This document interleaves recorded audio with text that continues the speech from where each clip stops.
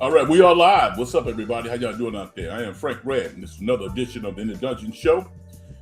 Thank you off the top for joining me in conversation. I really appreciate it, and I'm really excited. I can kind of tell the flavor of the show even before I do it by doing the research, and when I start compiling all of the topics, the things that I want to talk about, I can kind of get somewhat of indication of the flow of the show. Now, we've been consistently good, and that's not because of me, that's because of you. But when I know that I have a myriad of topics to talk about that I think are interesting, more times than not, things work out pretty well. And we got a boatload of topics to talk about, things that I don't normally bring up on the show. If you guys talk about something, then that's perfectly fine. But I got some things that I want to talk about that normally would not make their way to the front of the potential topics that I want to discuss. With that said, I want to talk some boxing tonight. And I can't say I'm a ravaged boxing fan. I certainly appreciate it. I like boxing at the top. I like the stars. But my fanship might have grown last night watching the GLOAT, as they call her, Claressa Shields, take out Kay Scott to regain the middleweight championship belt.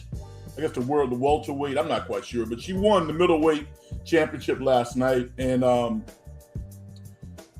devastating.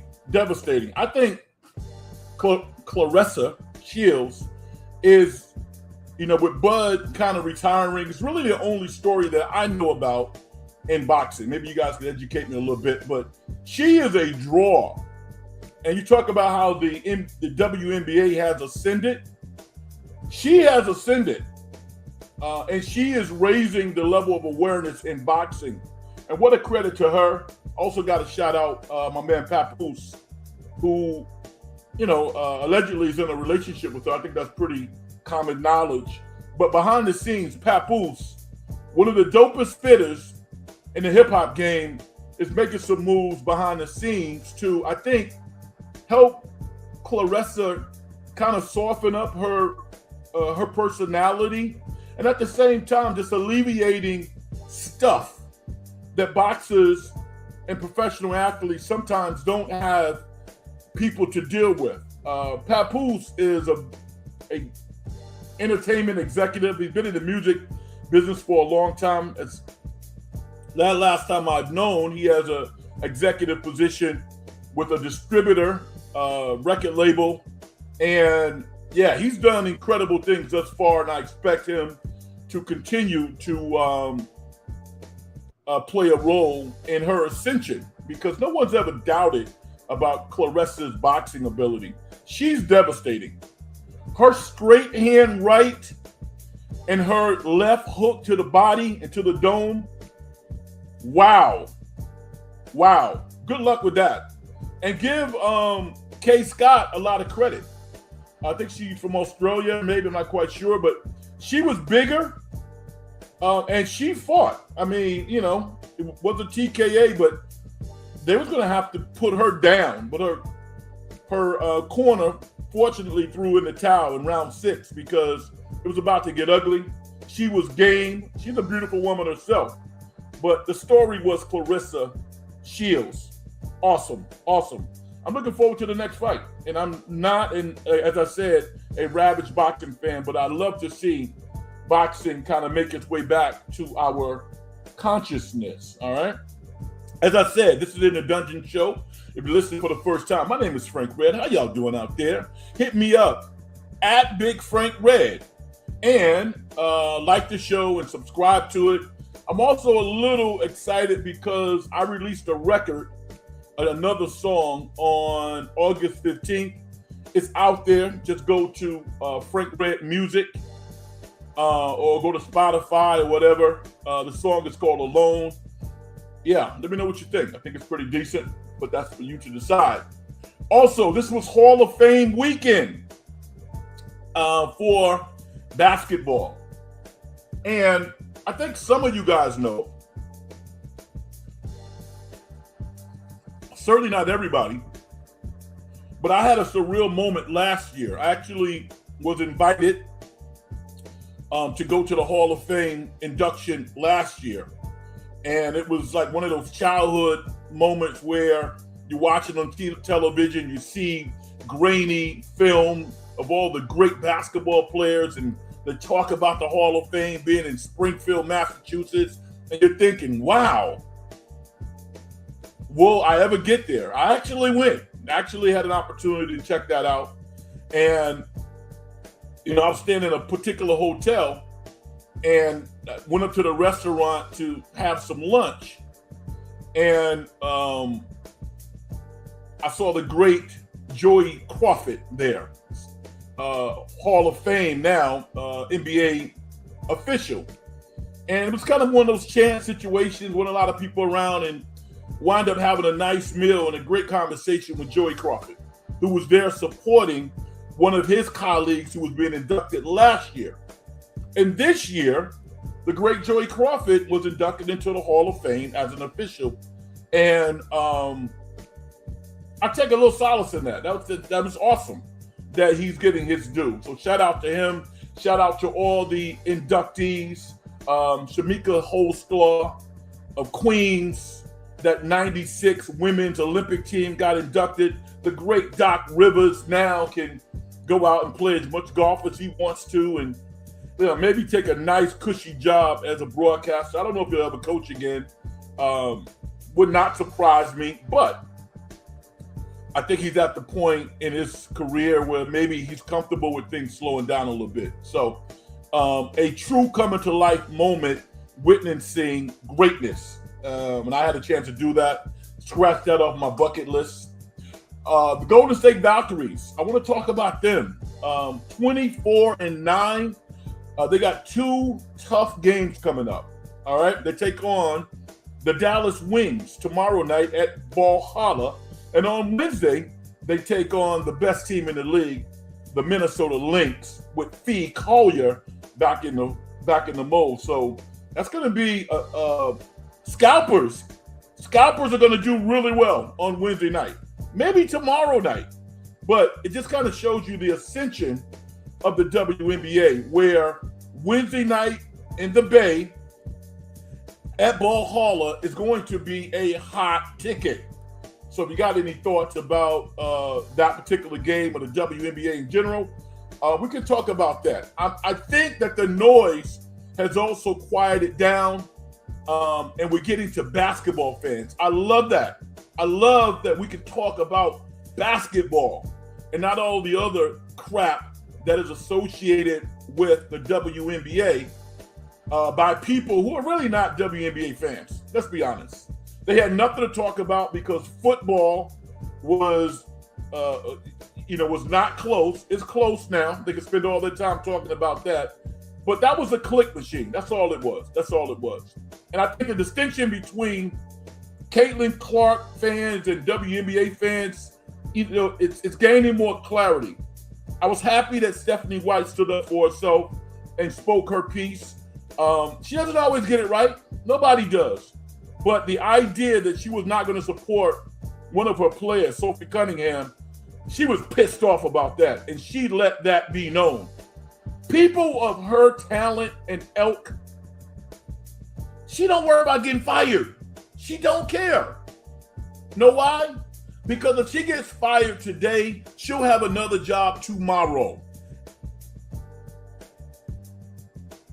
She don't care about that. Good for her. I got some other things to talk about. The 49ers lost to the Tennessee Titans 19-13, but that wasn't the story. The story was the young players flying around. Deshaun Scribbling, the rookie out of Ole Miss, looked like a first-round draft pick.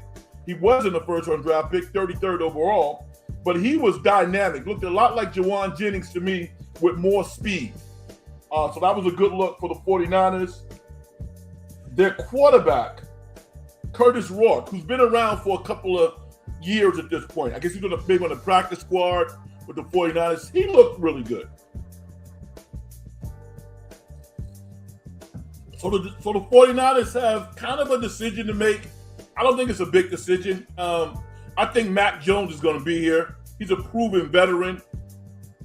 But Curtis Rourke showed out pretty darn well, along with the myriad of other players as well. So you want to talk some 49ers, we can do that as well. Once again, everybody, my name is Frank Red. This is the In the Dungeon Show, and I welcome you to join me in conversation. I love to do this show. I also got an opportunity to watch a great indie biopic this weekend, the movie Tony I saw, which chronicled the early life of the great Anthony Bourdain of CNN fame. I don't want to spoil it, but the movie was fantastic, and I'll get into it a little later as we evolve on the In the Dungeon Show. Hit the like button, subscribe to the show. We're on a mission to 1,000 subscribers. We got a way to go, though, so slow down. All right, let's get the show started by going out and talking to the great, the luxurious, the stupendous, the great Vicky. Vicky says, "Hi, Frank. How are you?" Fantastic. "Why does Dennis Schroeder keep getting traded? I was impressed with the 49ers. They played Thursday. Hope you have a wonderful week." Yeah, I was impressed too. That 53-man roster of the 49ers is going to be tough to make, which bodes well for the team this year. Now, why does Dennis Schroeder keep getting traded? Because he is a consummate pro. That's why. So when teams have to do business, this is a business deal. This is not a talent deal. Cleveland wanted to get off some money, so they traded him to a team that had room under the salary cap. When that happens, the team that is receiving a player who has legitimate money that they have to pay, they want to know, is this guy professional? Is he dependable? Is he a great teammate? Can he play? Will he acclimate fairly quickly into our organization? Is he good in the community? All of those variables matter, and Dennis Schroeder has a great reputation, which is why he keeps getting traded, which is why Sacramento gave him the big contract that a lot of people raised their eyebrows and was like, why are you paying Dennis Schroeder this type of money? Because they knew they could trade the contract. That's why. So it goes back to how you are perceived in this league. Are you perceived positively or negatively? If you got a good rep, oh man, you're going to squeeze out another 2 or 3 years at the end of your career. You might go into coaching, broadcasting. Your life is set. Your life is set. That's the bottom line. So big up to Dennis Schroeder. He's going to go to Charlotte, who has a good ball club, going to add to their success. That's why, Vicky. That's why he keeps getting traded. TG, how you doing? What up, Vicky? You are the diehard fan of the show. No question about that. Glad Vicky's getting her love. What about me now? Young West, how you doing? Say, hey, Frank. South Bay won the San Francisco Pro-Am. Did they really? Championship against East Bay. Any thoughts? We beat South Bay. My last game, we beat South Bay. So it was interesting because the team that I was coaching on this summer, we had guys who were not around, and then the last 3 or 4 weeks, they showed up. Had they been there the entire season, we might have won the championship this year.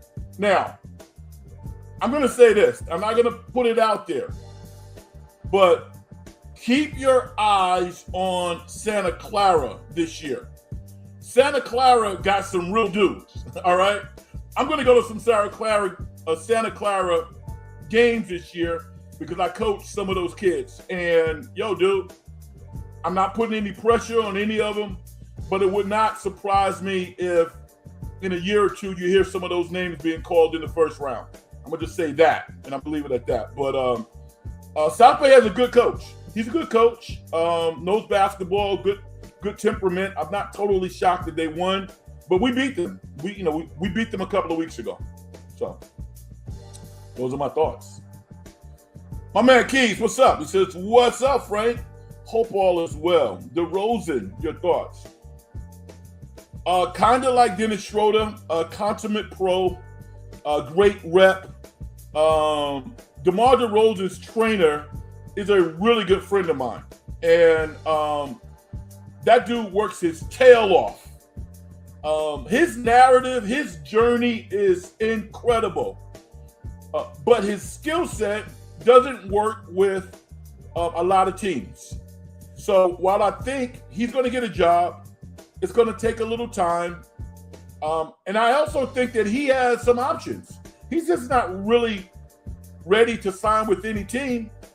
Presumably, he has more money than he needs.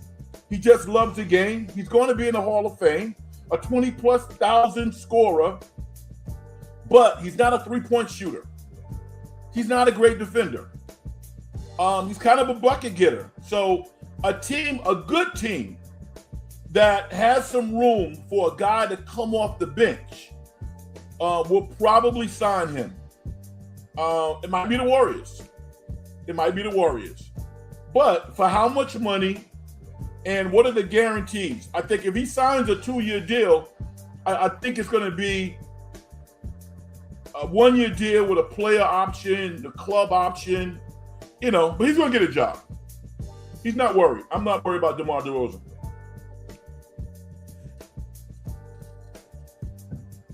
I'm thinking of a team. Philly, I think if he went, I think he's such a good guy and a pro. I don't know why Philly couldn't use him. I think Philly could use him. So we'll see.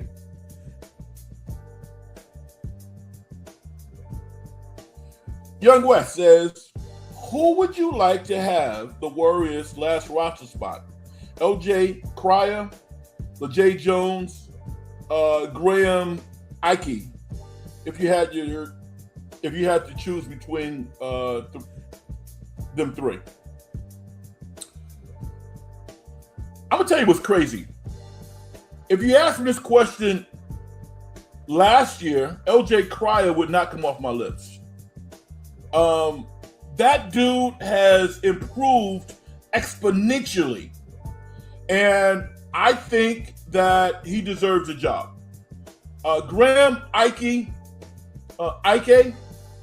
give him a 2-year, give him a 2-way deal.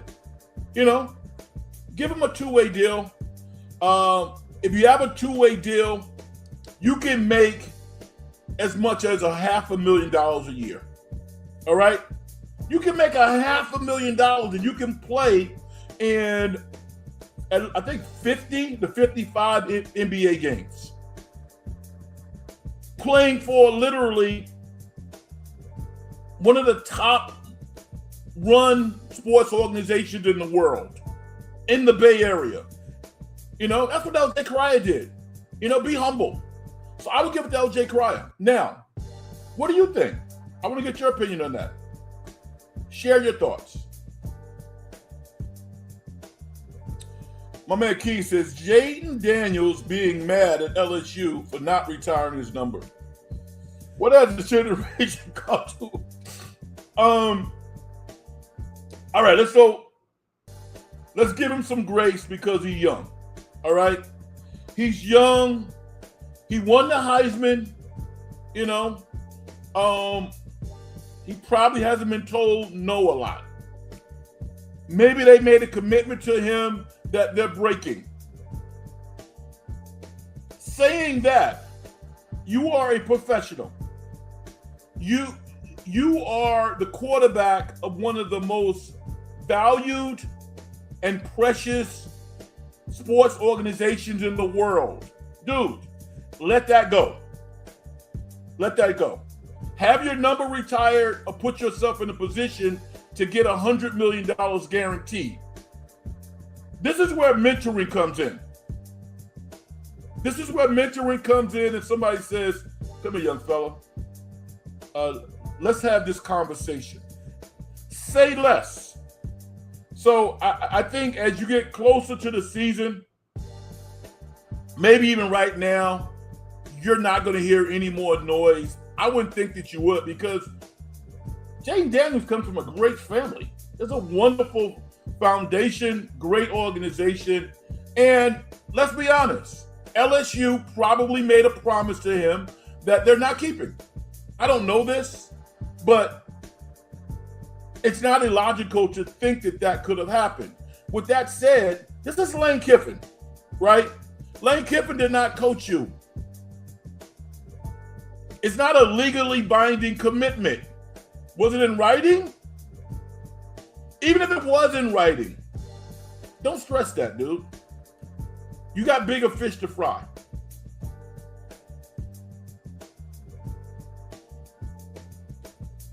Shadal, if you want to come on the show, you got to hit me up before the show, during the week.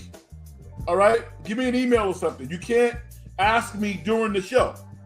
I'm my own producer. I don't have time to send links, and I can't do all that stuff. I'm my own producer.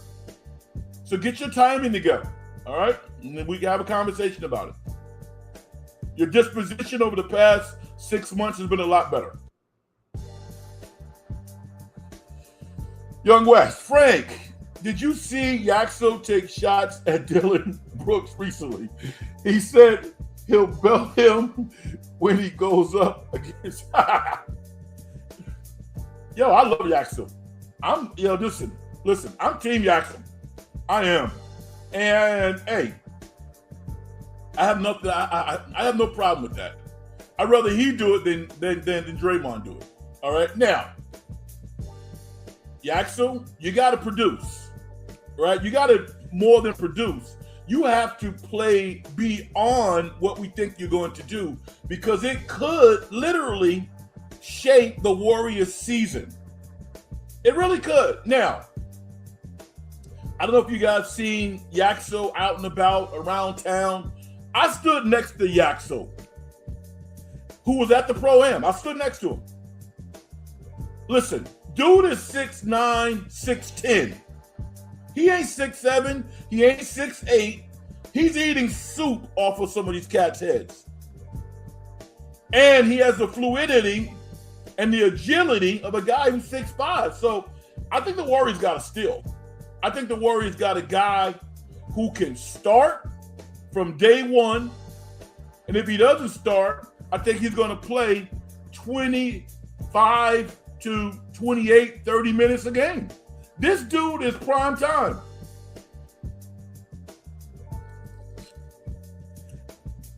With that said, I'm not a talker. I don't really engage in a lot of talking. I like playing. But you don't want to take someone's personality and essence for them, because it might work to his advantage. But now you got to do it. You know, a lot of people don't like Dylan Brooks, and we get it. But I think more people respect Dylan Brooks than don't like him.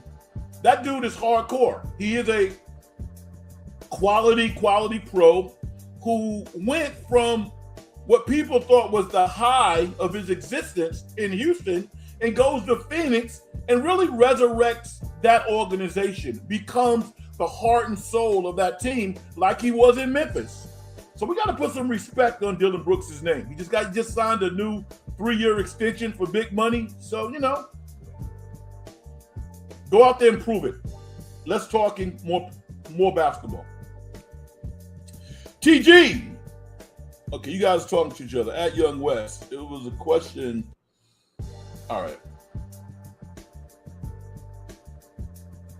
415 Tuna, how you doing? The actor who played Anthony Bourdain was great in the Holdovers with Paul Giamatti. Yeah, I actually did some research on it, and I didn't see the Holdovers, but that was his highest rated film. The gentleman's name,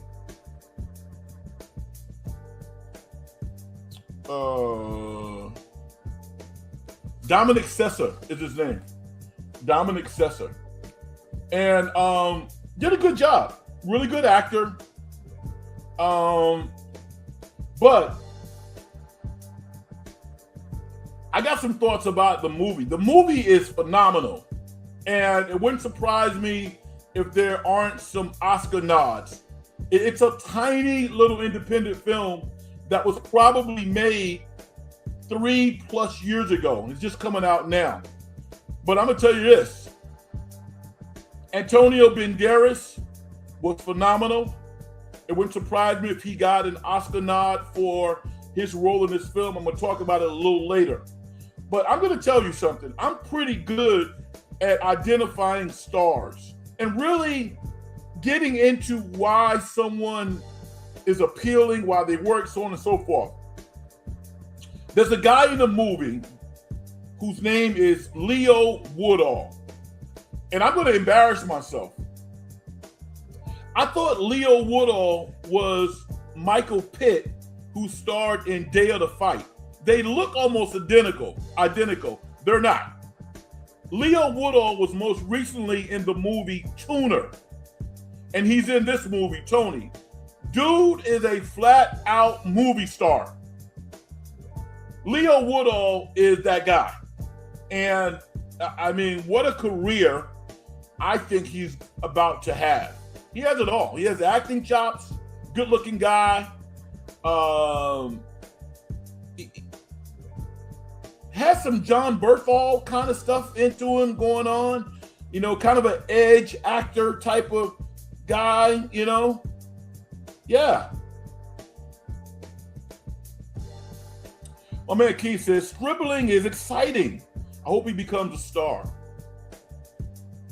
Yeah, you know what? I mean, you know, the potential was there. As a rookie, I would love to see him get over 800 yards. If he got over 800 yards and say 6 touchdowns, you know, for a guy drafted in the second round, when you consider that they got to throw a lot of balls to Mike Evans, Debo looks fantastic. You got George. You got McCaffrey. The 49ers got weapons. You know, Cowens is starting to make some plays. It's really about health with those guys. But if Sterling could get 800 yards and 6 touchdowns, that would be fantastic. It really would be. So, but what a great start to his career. I'm a big Jawan Jennings fan, so I needed that. I needed a 15 out on the field making plays like that. Keith says, there's pods on the trade block. I'd rather see Cryer play. They love pods. Pods is not going anywhere. Pods is not going anywhere unless somebody makes them a deal or they can't refuse. They go Marlon Brando, then Pods could be somewhere else. But they love Pods. They love him. You know, they love good old Pods. And let's be fair, Pods has gotten better every year, but he has a ceiling. We see a ceiling. We like to see players that we don't necessarily see a ceiling. But let's put some respect on Pods' name. He's a good player. He's tough. He's loyal. He's a lot of things that this organization exemplifies, and they like that. I also like the fact that, and this is like, this shouldn't sound strange, but the Warriors like diversity. They like the fact that he's a good player and he happens to be white. Ain't nothing wrong with that. You're talking about a guy who went to a Catholic school where half of my team was white, half of my team was black, and we had ballers. Ballers. So I love diverse teams. Do you think that the Chicago Bulls during the Jordan era and the Phil Jackson era, where they had a real mix of white and black players, you think that was by mistake? It wasn't by mistake. It was on purpose. Why? Because diversity actually matters. Chemistry actually matters. Culture actually matters.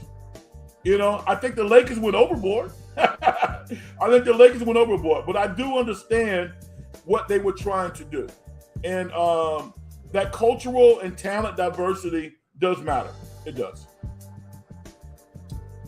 The Great Frantic Rage. How are you? What's your opinion on two former NBA players planning to enter the WNBA next year? Seems silly and necessary. It's embarrassing to me. It's just like, stop it. You know, Royce and Freedom. I think it's ridiculous, is what I think. I don't know what their goals are. If it's for them to push the WNBA officials to make a definitive decision on transgender players, okay, but they're not going to deal with this issue any faster because you're trying to make a public statement. I do think that the issue needs to be talked about and ultimately decided upon. But having Royce and Enos, well, his name is Enos Freedom, is his name now. I think it's ridiculous, like you. I mean, if you want to go play basketball, go make an NBA team. How about that? Why aren't you on the NBA team right now? And it's not all because of politics. Politics definitely plays a role, but that's not the reason why you're not on the NBA team. Go make an NBA team. Go play in the G League.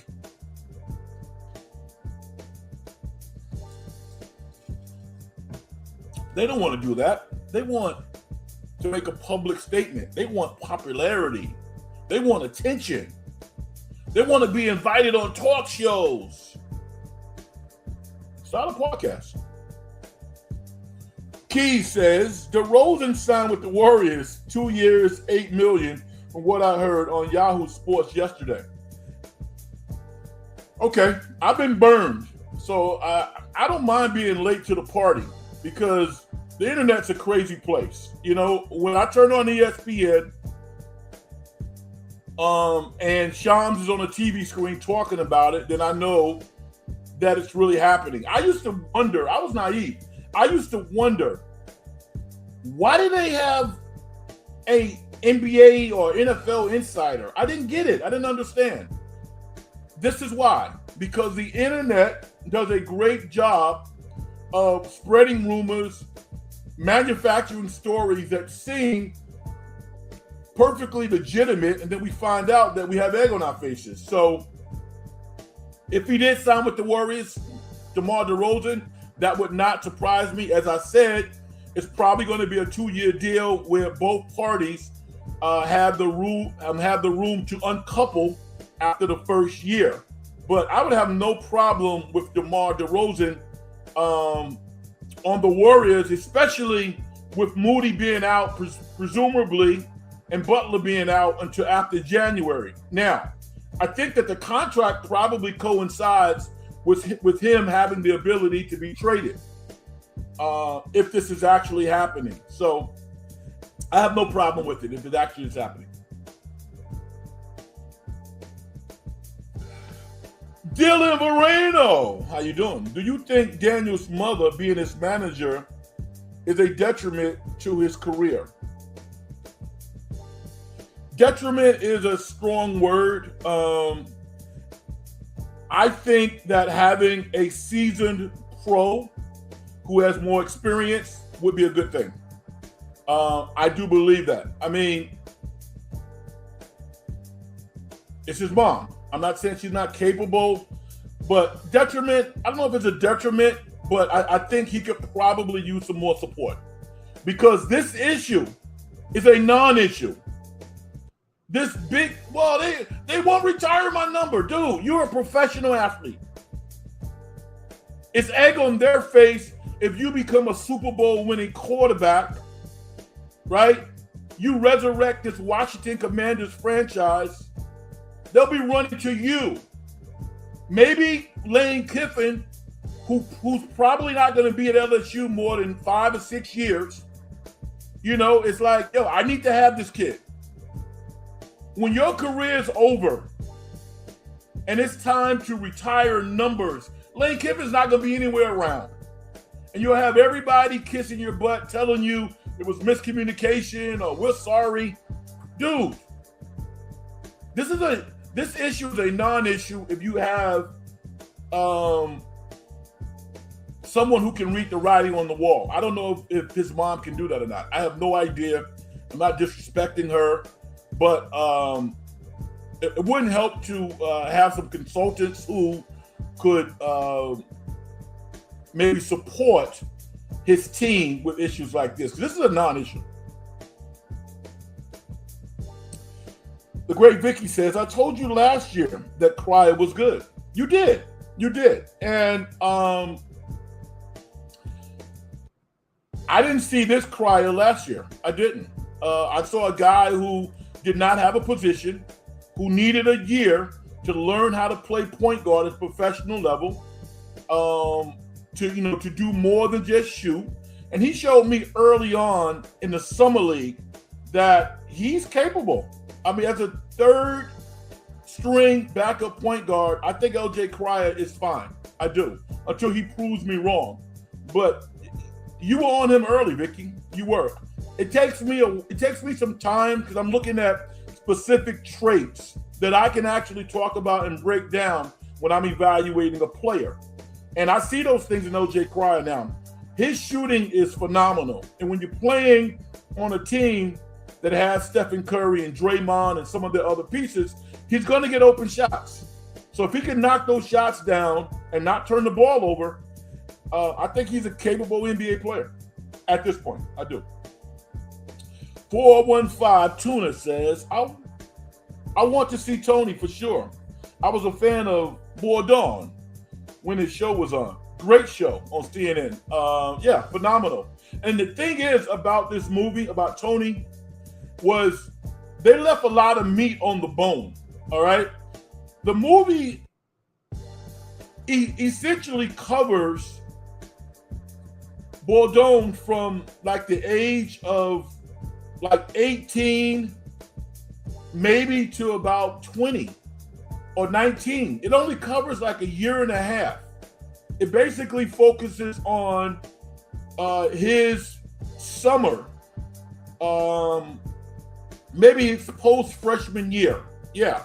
So he's probably 19 years old. And it covers about 2 months of him spending time in Providence, Rhode Island up there. And it's awesome. It has some Good Will Hunting in it. If you like Good Will Hunting, you're going to like this movie. Dylan Marino, Stribling actually went to the same high school as me here in Hawaii. Really? Wow. His nickname is the Flying Hawaiian. I love it. The Flying Hawaiian. Okay. I'm going to get serious for a second. Dylan, the folks in Hawaii have had some real challenges with this, tropical storm. Do you have family there? Or have you been in contact with people in Hawaii? And if so, how are they doing? Can you give us an update? All right. I've been thinking about that the whole weekend. So help me out there. TG says, Dylan Marino, nice man. Our kids born. Oh, wow. Wow. You guys are a community, man. I love this. I'm just going to say C Pride 12. St. Agnes. Yes, St. Agnes. The St. Agnes Stags. You guys were tough. Yeah, we were good.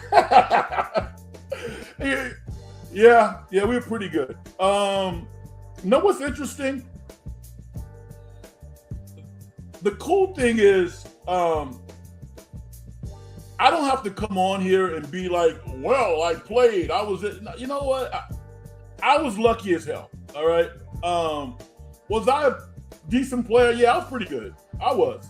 But I played with stars. I played with super duper players. And the benefit that I had was I won a lot. And I was integral to the success. I was a good rebounder. I made free throws and I was okay. But yeah, we did a lot of winning. I don't know if you checked out any of those games or you just know the history of St. Agnes, but it's pretty incredible. On par with the Long Island Lutherans of the world, any other top teams. I went to a great high school with phenomenal coaching and great teammates, who I am still in contact with today. We were good. Young West, I Googled DeRozan's news just now, and it says DeRozan reportedly agrees a deal with the Golden State Warriors. Fantastic. I'm happy for him. Good. It should be popping up pretty soon then. Key says, do you believe the Knicks are better or worse than last year?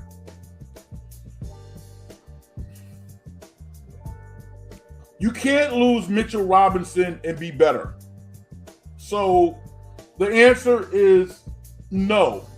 I don't think that they're better than they were last year. With that said, their chemistry is going to be better.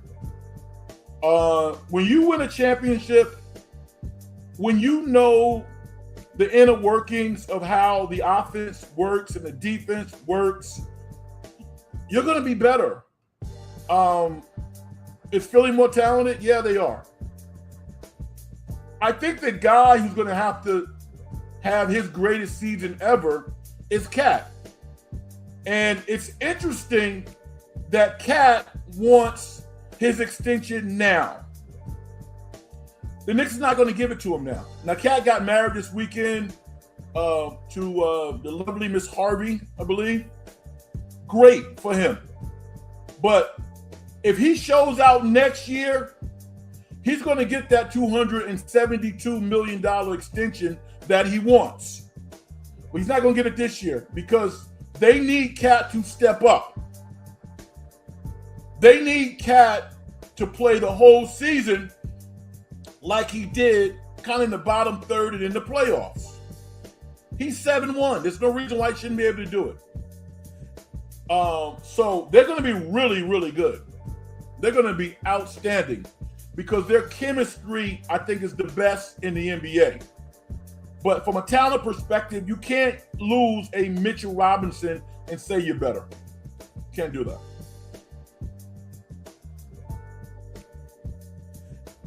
You guys are loving on each other. I love this. Dylan Marino says, TG, wow, small world. Hope you all are staying safe as the storm passes by. Yeah, we need an update on that. Give us an update, Dylan.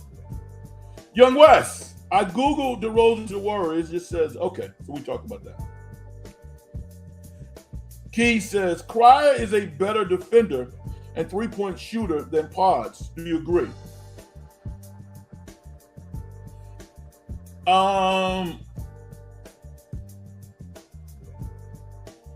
I think he's a better shooter. I think he is. But he's at a small sample size. I mean, you know, Pods played all 82.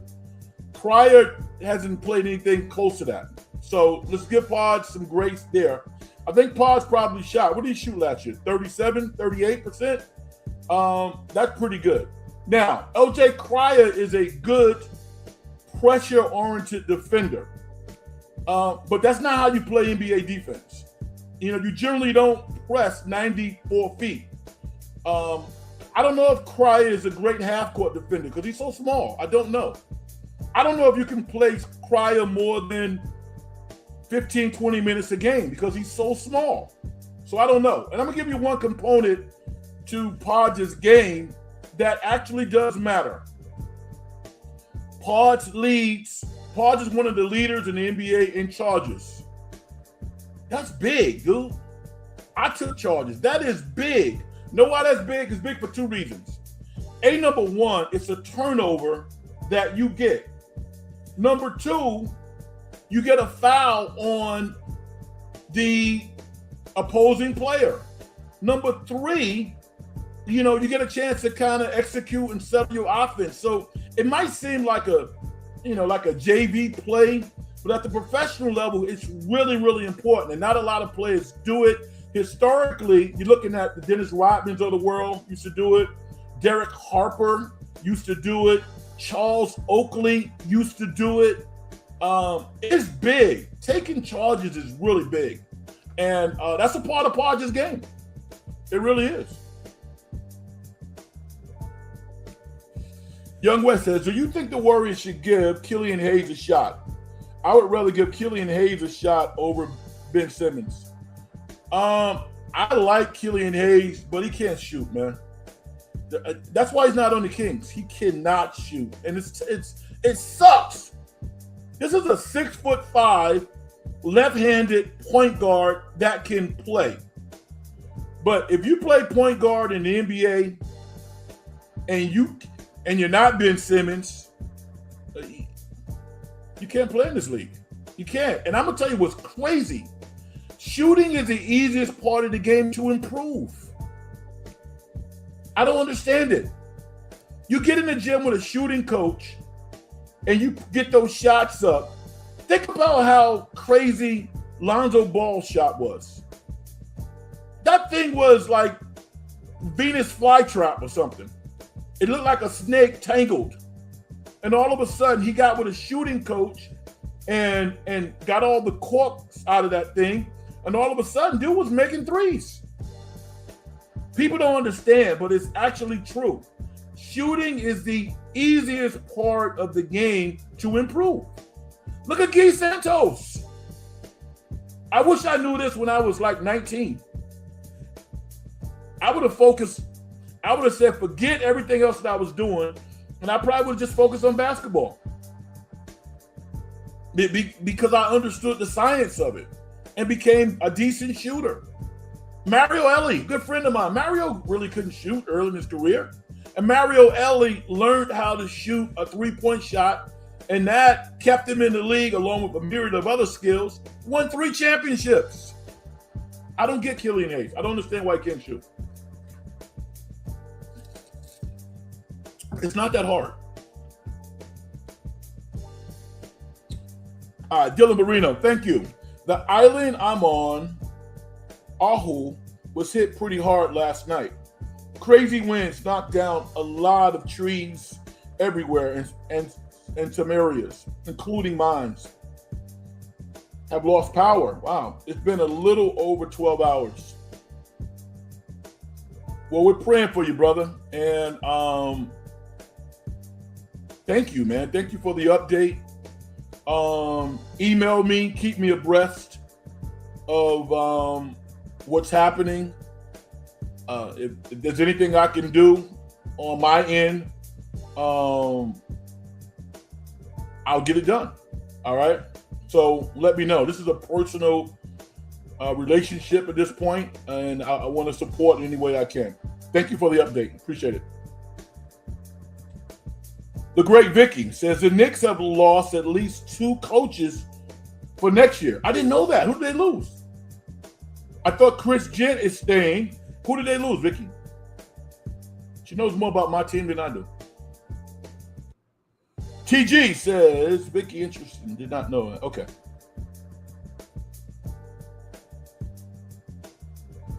Vicky says, Pods doesn't care about mixing it up. No, he doesn't.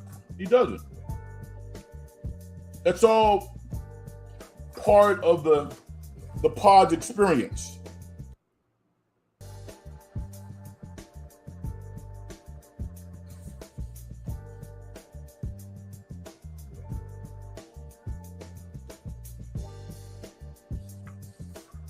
Okay.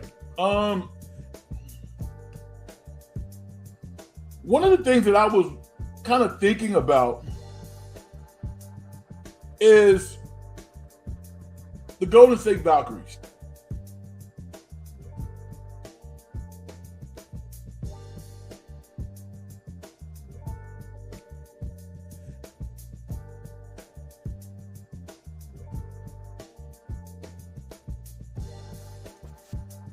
All right, Golden State Valkyries.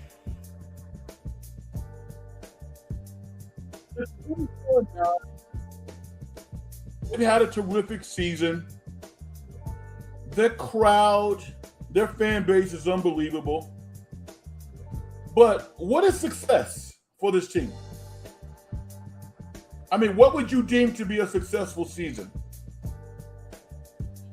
if they get whacked in the first round, I can't look at this team and say that was a successful season. It's not to me. Maybe financially, but when I look at this team, I think they gotta win at least a series. How do you guys feel about it? Or do you even care? I care because I love watching them. They saved my summer. I mean, can you imagine being a diehard baseball fan of, say, the Giants? We don't have A's anymore, and then watching them go out and blunder leads like they did today for a whole summer. How could you be a fan of that stuff? The Valkaries saved my season.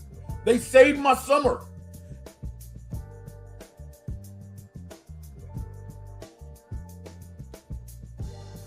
Vicky, TJ's asking the same question I'm asking. Who are the coaches the Knicks lost? Frantic Rage, you watching Mutiny with Statham this week? Just bought my ticket. Of course I am. You and I are always on the same page. I can't wait.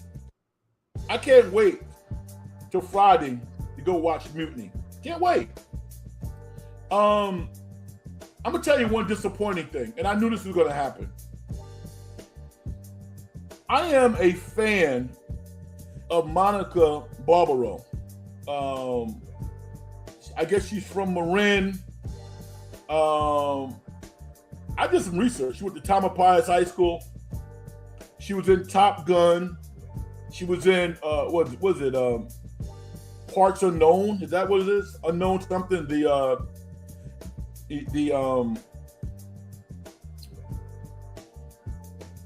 I can't think of the singer now, but she was in that with Timothy Chalamet. The song about the artist. Why can't I think of Bob Dylan? Right? Yeah, Bob Dylan. I think she's great. But this One Last Night movie or this romantic comedy, I knew it had no chance. There was no screen chemistry. You could just watch Monica and this dude. I can't think of his name. Is it Colin? I can't think of his name now. But he's married to Dia Lupo. I just killed her name. Dia Lupe? A disaster. I didn't go see it. I knew it wasn't going to work.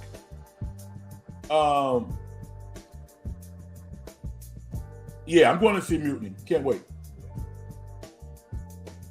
Side Pride 12 says, I didn't hear it from Shams, but did Ewing get fired from Washington? He just got hired.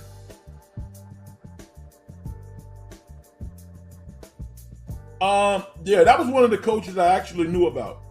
I forgot. But I knew Patrick Ewing. But Patrick Ewing is not on the Knicks coaching staff. That's why I didn't mention it.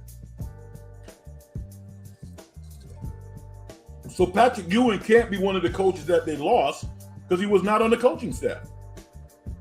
I can't believe that he got fired by Washington already. I can't believe that. No, I don't buy that.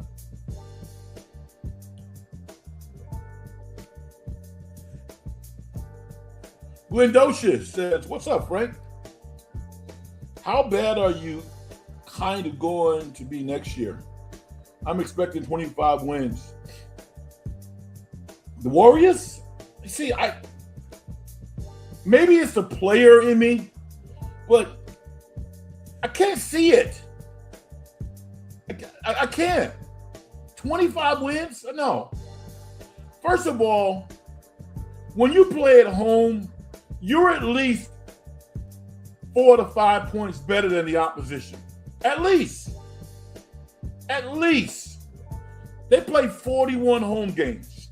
The Warriors are going to win at least 25 home games. Even if they won 25 home games, that's not great. That means that they lost 16. 25 and 16? Oh, yeah, man. I mean, listen, I think sometimes fans, and I don't think everybody out there listening is a fan, some of you are probably pretty astute about basketball. But let's put some respect on Steve Kerr's name. Let's put some respect on Stephen Curry. Draymond, Yaxel. They got guys, pods. Listen. When teams come in to the Bay Area or any established home court, it's tough to win games. It's tough. So I think Warrior fans are, using the Jedi mind trick. You're expecting the worst, so you be excited when they outperform. I look at them and I go, this team is somewhere between 45 and 50 wins. Because I expect Jimmy Butler and Moody to come back and maybe not be their best selves, but I expect them to be pretty darn decent. I do. Maybe I'm an eternal optimist, but that's what I see. Frantic Rage believes the Valkaries will win a series. I think so. I think they will. They better. They have to. Jordan Brink to the Chicago Bulls and low-level Carson Shanks lost coaches from the Knicks. Yeah, these are not coaches that we really care all that much about. Good luck. Good luck. I would be more concerned if you told me Rick Brunson was not there. Rick's going to be there. Mike Brown's going to be there. Chris Gent is going to be there. The guy who Mike Brown championed to get some interviews. They got those three guys. They're going to be fine. I'm much more worried about Mitchell Robinson not being there than the coaches. Glendosha says, did you see the new Spider-Man? I thought it was great. I still have to go see the Odyssey. Wow, I saw that. I heard that's the one to see. All of those movies are fantastic. I didn't love Tom Holland's role in the Odyssey. It wasn't bad, but I thought he was kind of acting like Spider-Man in the Odyssey a little bit. The same can be said for Zendaya and Spider-Man. They both were absolute stars. I loved them in Spider-Man, and yeah, great movie. Odyssey, I don't know if it was just too star-studded, but there were so many better performances in the Odyssey that maybe overshadowed Tom Holland and Zendaya a little bit. So, yeah, I saw Spider-Man, and I really enjoyed it. Young West, Frank, I recommend the miniseries, The North Water. Colin Farrell is amazing in it. Is that on Netflix? What is that on? Or is it on Apple? What is it on? I have Netflix, so I generally don't watch a lot of Netflix. I'm not home that much. But if you say it's good, then I'll check it out. I think I heard people talking about The North Water. Colin Farrell is phenomenal. Most recently of the Joker series. Right, Dua Lipa. Right. I thought there was chemistry. You thought there was chemistry between Monica and Dua Lipa's husband? I didn't think so. Now, I didn't see the movie. I'm assuming you saw it. People generally didn't like it. Why did you like it? Grindocious. It was the Kings I was referring to. Meaning what? I'm sorry. Oh, yeah. Okay. All right. It was the Kings I was referring to with 25 games. You mean wins, you mean? Yeah. I think I'm hoping for 30, but I think 25 is probably right. Yeah. That's about right. And for a lot of different reasons. I think I start with coaching. Vivek Ranadive, the Kings owner, he makes a lot of mistakes. He bothers me as an owner. I mean, are you trying to win? I mean, listen. If you want Doug Christie to be gainfully employed, then give him a front office job. That's kind of what, I don't know. I saw something today or yesterday that was saying that Doug Christie is the lowest paid coach or the second lowest paid coach next to Mike Nardo of the Portland Trailblazers. I mean, listen, if you are a coach, an NBA coach, and you're making 1.5, 1.2, or $2 million, when things get tight, your players are probably not going to listen to you. I mean, what do you expect these guys to do? Sabonis is making what, in excess of $35-40 million a year, and he's going to listen to a coach making 1.5? No. It boggles the brain, man. Because the Kings actually have talent. They need stability from the coaching perspective. If Doug Christie's your guy, then give him a respectable contract. The great Vicky says, I'm so sick of people saying bad things about Steve Kerr. The Warriors have to win at least 55 to 60. Vicky, I love you. Slow down. 55 games with Jimmy Butler and Moses Moody and a crookedy Kristaps? I don't know about all that. I don't know about all that. But the Warriors be fun. I can't wait for the season to start. I can't wait. I'm looking forward to it. I think 45 to 50, maybe. That would be awesome. And I only want them to get the 6th seed. That's all they need. They only need the 6th seed.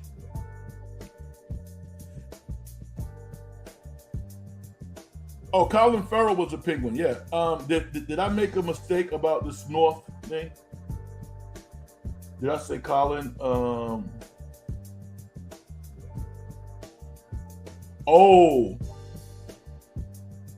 No. I said Colin Farrell. And I made a mistake, yeah. Colin Farrell was the Penguin. That series was fantastic. Ironically, though, I still have not watched the last episode. I need to watch it at some point. I watched all of them except the last one. So, and I heard that one was good. But no, Colin Farrell is pretty good in most of the things that he does. He's excellent. Phenomenal actor. Phenomenal.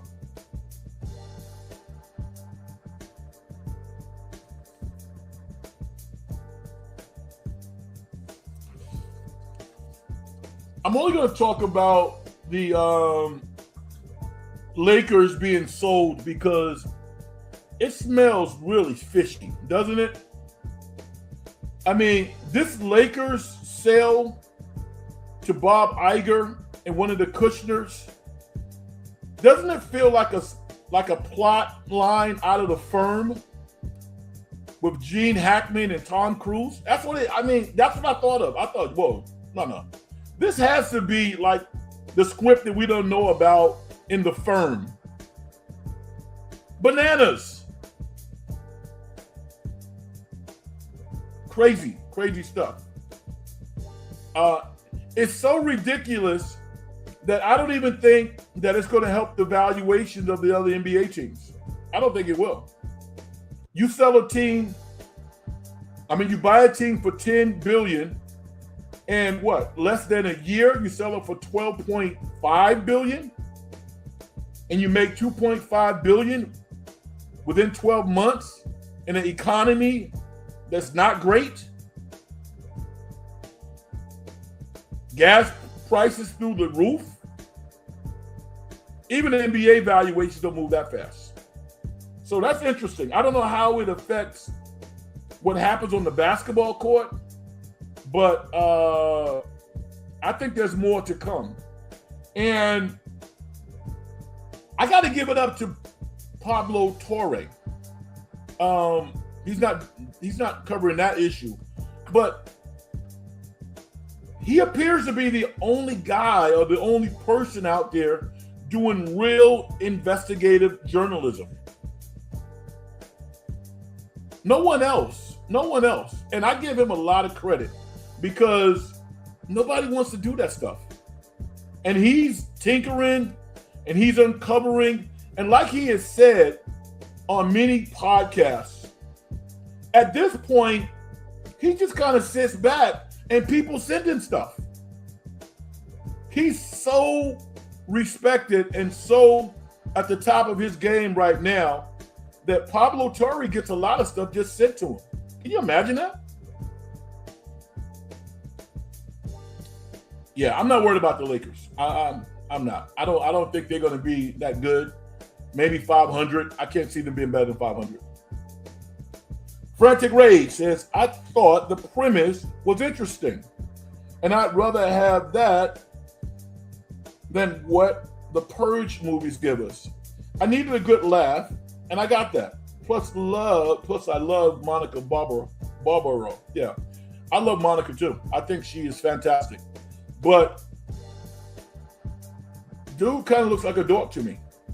Now, maybe he's not. Maybe he's charming. But if Monica was teamed in that movie with Leo Woodall, I would have been interested in that because I think that would have been a home run. That would have been a home run. Leo Woodall has that Al Pacino, Christian Bale type of persona. The young man that was in that movie, I didn't see it, so I don't want to delve too deep because I didn't see the movie. But I didn't aesthetically see something interesting. I'm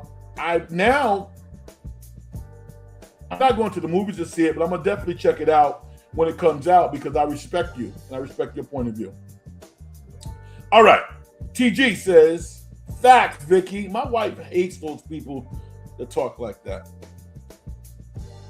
I mean, here's the thing.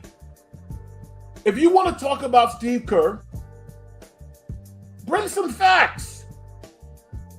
Bring some facts. It's okay. Bring some facts.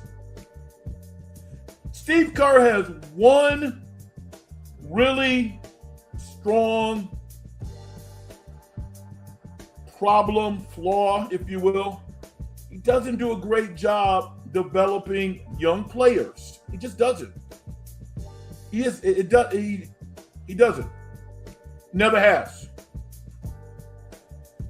The only guy that he has kind of gave a little rope to was Pods, which is the most strange thing to hang your hat on. Pods? Of all the players you've had during your tenure, Pods is the guy you go, hey, that guy, he's ready to play now. It's a bad look. I've been saying this for a year, and now I hear other people saying this. They might have known, but they are publicly saying it right now. When people say that the Warriors are in a bad place and they're stuck because they made themselves stuck. The Warriors blew 2 lottery picks. Do you know how devastating that is for most organizations? The Warriors won a championship in 2022. Fantastic. It was great. But how they fumbled those 2 lottery picks is inexcusable. Inexcusable. And I still think that James Wiseman and Jonathan Kuminga could have been successful players with the Warriors. I would go to my grave thinking that. They didn't develop them. Everything happens a year too late. I look at Moses Moody. We're now talking about Moses Moody as a guy that we got to get back because he's now a player after 4 years. Moses Moody could not have been doing what he's doing now after year 2 or 3. The guy sat on the bench.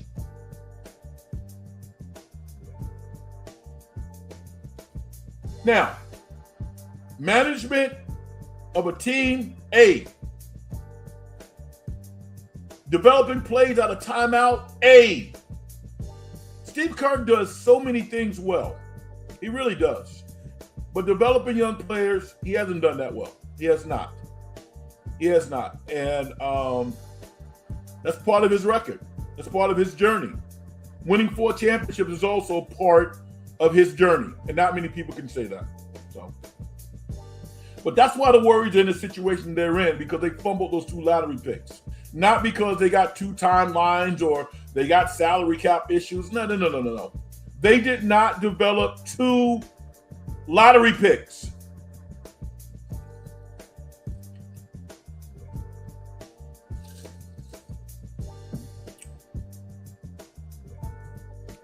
Those are real stories. Those are real outcomes.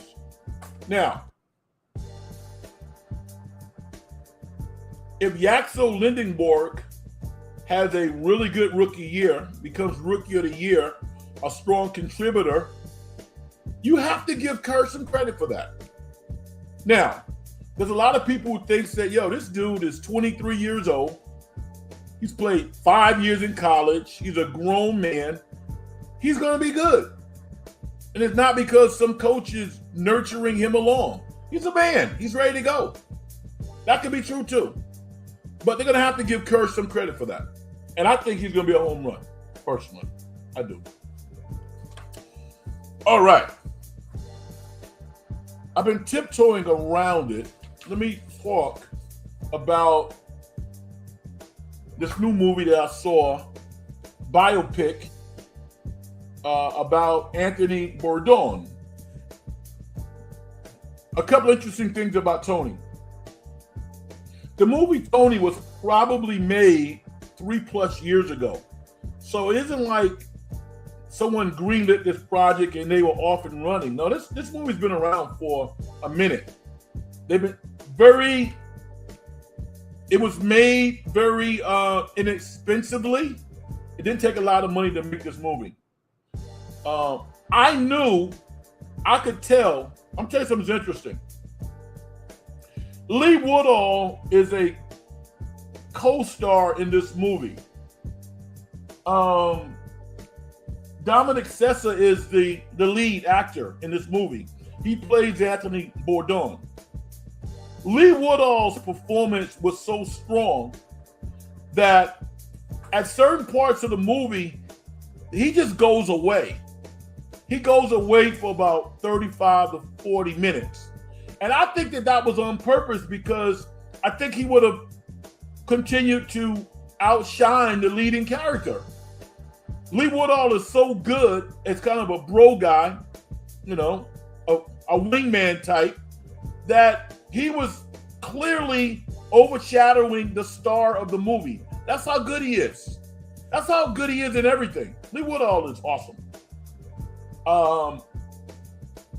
I think Dominic Sessa did a good job in really illustrating Anthony Bourdain's rise into who he became. When he was young, apparently, from the film, he had a lot of bravado, but it was a lot of kind of like fake confidence. I'm a writer, but you haven't written anything. I'm a writer. No, you haven't written anything. And the one thing that he did do, which took a lot of guts, was follow a girl that he was infatuated with in high school to Providence, Rhode Island for the summer. And he ran out of money. And fortunately for him, he met a caring man, the owner of a restaurant, and Antonio Banderas, who gave him a chance and nurtured him and helped put him on the path to discovering what his journey was all about. And that was really cool to see, because as a young person, as a young man, you don't really know anything. You don't know what your path is. We always hear these questions. What are you going to be when you grow up? I don't know. I don't know what I'm going to be. I don't know what I'm going to have for dinner tonight. What am I going to be when I grow up? I have no idea. Anthony Bourdain did not know. He had a vision of what he wanted to do. And slowly but surely, he built some confidence. And he found a mentor. And he took some chances. He got into some trouble and worked his way through that. He learned how to talk to women. You know, he learned how to develop some discipline. All of the foundational things that we need to have to put us on the right path. And I enjoyed it. I really did. It was well written. It shows what can happen when you have a vision for making a movie. It's not about the money. It's about the story. And there was a good story there. And as I said earlier, one of the things that's also pretty cool was there's a lot of meat left on the bone. There are several parts of Anthony Bourdain's life that have not been discovered yet. I'm looking forward to in the future having those stories or having that part of his life told as well. Now, he did write a book. He called himself, he said, I'm a writer. He didn't know what he was going to write about, but ultimately he did write a book, and that started to shape his life. But and Antonio Banderas, I think, is going to be viewed very positively for his role. Emily Jones, also an actress I didn't know a lot about, British. She plays a love interest. I thought she was pretty good as well. So I got a chance to see Tony when it was not in a lot of theaters. I think it's going to be in more theaters this week. If you get a chance, you might want to check it out. I'm going to go see Mutiny this week. So that's my deal. All right. The 49ers take on, I believe, the Chargers next, right? On Thursday night, they take on the Chargers. Can't wait for that.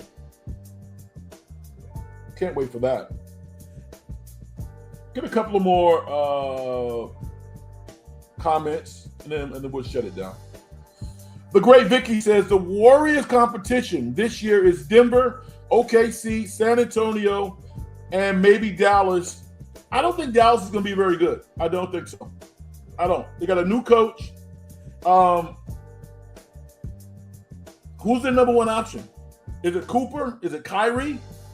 I don't think they have enough scoring. I don't think Dallas is going to be very. I think Dallas. I can see Dallas winning maybe 30-something games, but I think they're going to struggle on the road. They don't have a backup point guard. I think Kyrie will probably be traded before the season is over, and he should be to a better team. So I don't think the Warriors need to worry about Dallas. San Antonio, Denver, OKC. You know, you got to consider Utah. We got to see what they look like. Utah and the Lakers. I think Phoenix is going to take a step back, although they got a great coach. He's a really good coach, and they play pretty hard. So, you know, I think the Warriors are going to be right there for that 6th seed. Also, you got Minnesota. I forgot Minnesota. So it's going to be interesting. Somewhere between 5 and 7 is where the Warriors, I think, will be fighting for.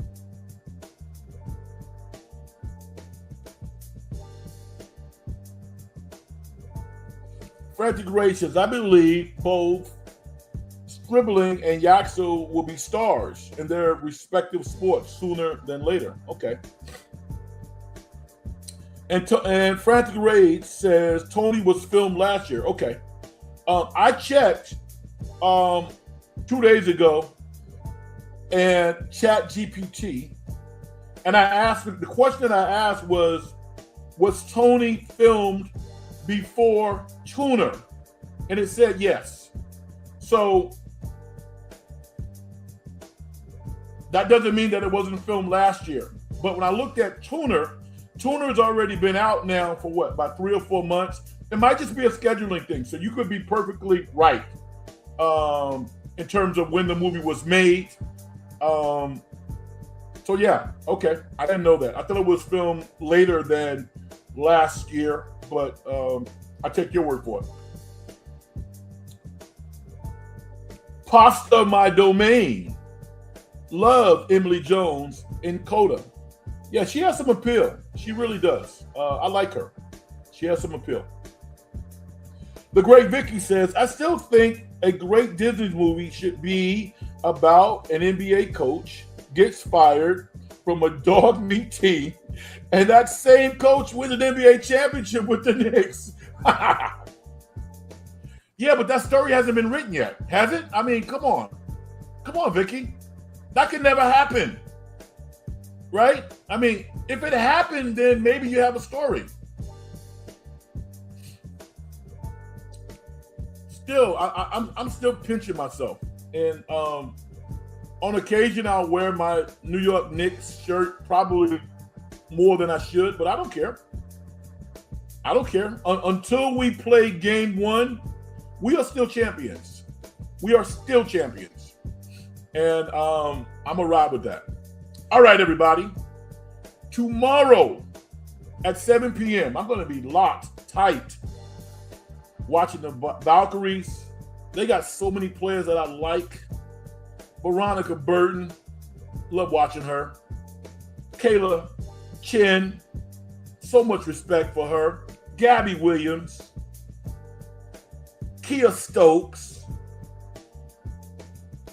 Janelle Salon. Tip Hayes.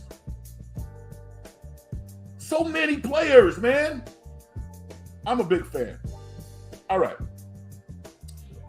If you're listening for the first time, hopefully you hit the like button. You subscribe to the show. I work really hard on this show, right? People enjoy the show. You might like it. You might not subscribe. Come on, y'all. Help a brother out. Also, as I said before, I have a new record out. It's called Alone. I'd love to get your comments on it. Go to YouTube and go to Frank Red Music and check it out, or go to Spotify. Check out all of my songs. I put out 5 songs. I really did. I'm feeling really, really proud of myself right now. You are still champions until June. Well, here's the thing, Vicky. If you are a player and you're not locked in on game 1 of the new season, technically you're right. But I think when the season starts, I'm locked in, man. Frank, I really love your YouTube channel. Thank you. I appreciate it. Raider Tupac, always great to hear from you. You said, I got a big Valkyries question for next time. Well, you can give it to me now if you want. Vicky says I only have 5 likes. That's interesting, Vicky. We have a lot more people listening. So maybe the likes are coming. You know what I'm saying? We'll see. I appreciate you, Vicky, and everybody else checking the program out. Dylan Barino, like I said before, keep me abreast on what's going on. If I can support in any way, let me know, and I will certainly do that. Flajay Johnson. Here's my issue with the Valkyries and Flajay. I'm not sure that Flajay fits into the Valkyries system, right?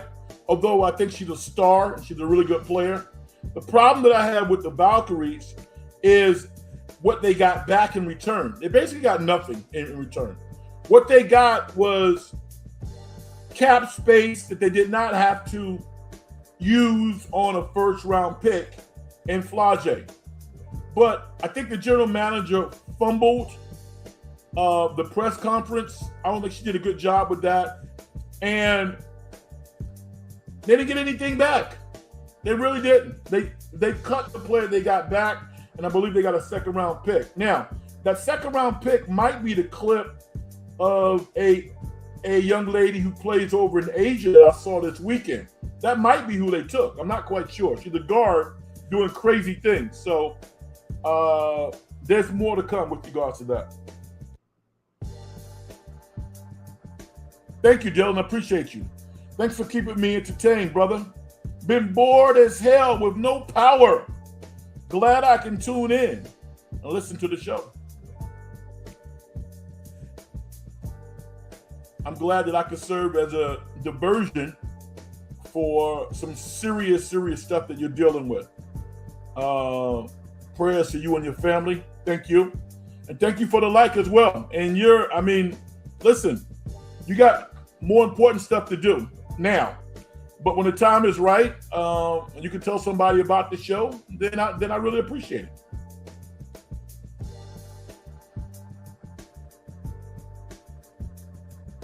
Shadal, contact me during the week, and we can talk about it. All right.